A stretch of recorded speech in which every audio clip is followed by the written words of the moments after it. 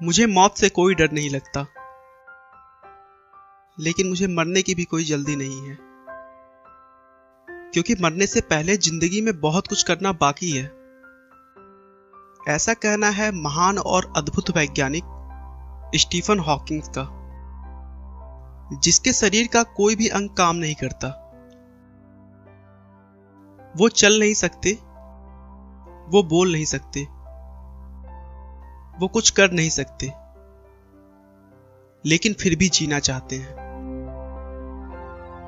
Stephen का कहना है कि मृत्यु तो निश्चित है, लेकिन जन्म और मृत्यु के बीच कैसे जीना चाहते हैं वह हम पर निर्भर करता है। चाहे जिंदगी जितनी भी कठिन हो, आप हमेशा कुछ न कुछ कर सकते हैं और सफल हो सकते हैं। स्टीफन का जन्म 8 जनवरी 1942 में इंग्लैंड के ऑक्सफोर्ड शहर में हुआ था। जब स्टीफन हॉकिंग का जन्म हुआ, उस समय दूसरा विश्व युद्ध चल रहा था। स्टीफन हॉकिंग के माता पिता लंदन के हाईगेट सिटी में रहते थे, जहां पर अक्सर बमबारी हुआ करती थी, जिसकी वजह से वह अपने पुत्र के जन्म के लिए ऑक्सफोर्ड चले आए, जहां पर सुरक्षित रूप से स्टीफन हॉकिंग का जन्म हो सका। बचपन से ही हॉकिंग बहुत ही इंटेलिजेंट थे। उनके पिता डॉक्टर और मां एक हाउसवाइफ थी। स्टीफन की बुद्धि का परिचय इसी बात से लगाया जा सकता है कि बचपन में लोग उन्हें आइंस्टीन कहकर पुकारते थे। उन्हें गणित में बहुत दिलचस्पी थी, यहां तक कि उन्होंने पुराने इलेक्ट्रॉनिक्स उपकरणों से कंप्यूटर बना दिया था। 17 वर्ष की उम्र में उन्होंने ऑक्सफोर्ड यूनिवर्सिटी में प्रवेश ले लिया। ऑक्सफोर्ड में पढ़ाई के दौरान उन्हें अपने दैनिक कार्यों को करने में थोड़ी दिक्कत आने लगी थी। एक बार स्टीफन छुट्टियां मनाने के लिए अपने घर पर आए हुए थे, तभी सीढ़ियों से उतरते समय वो बेहोश हो गए और नीचे गिर गए। शुरू में तो सभी ने कमजोरी मात्र समझकर ज्यादा ध्यान नहीं दिया, लेकिन बार बार इसी तरह के बहुत से अलग अलग प्रॉब्लम्स होने के बाद जांच करवाया तो पता चला कि उन्हें कभी न ठीक होने वाली बीमारी है, जिसका नाम न्यूरॉन मोर्टार डिसीज था।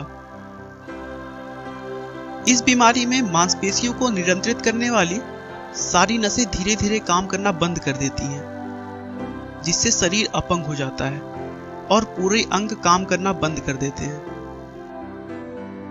डॉक्टर का कहना था कि स्टीफन अब सिर्फ 2 वर्ष और जी सकते हैं, क्योंकि अगले 2 सालों में उनका पूरा शरीर धीरे धीरे काम करना बंद कर देगा।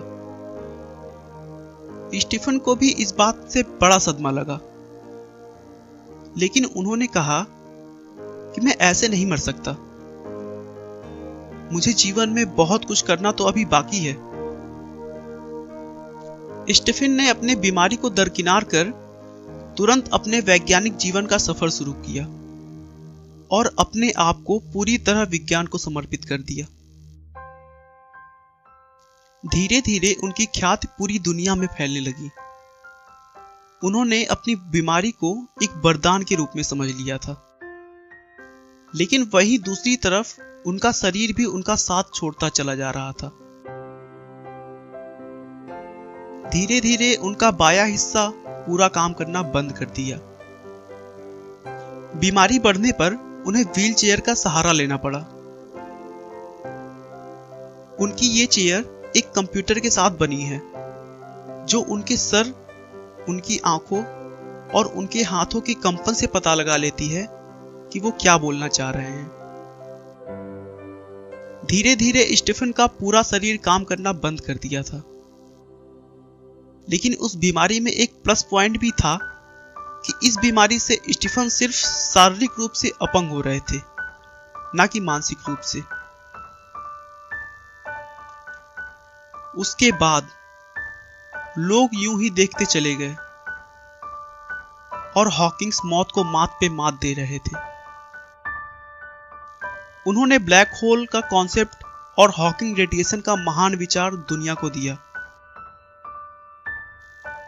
उन्होंने अपने विचारों को और सरल भाषा में समझाने के लिए एक किताब लिखी, a brief history of time, जिसने दुनिया भर के विज्ञान जगत में तहलका मचा दिया।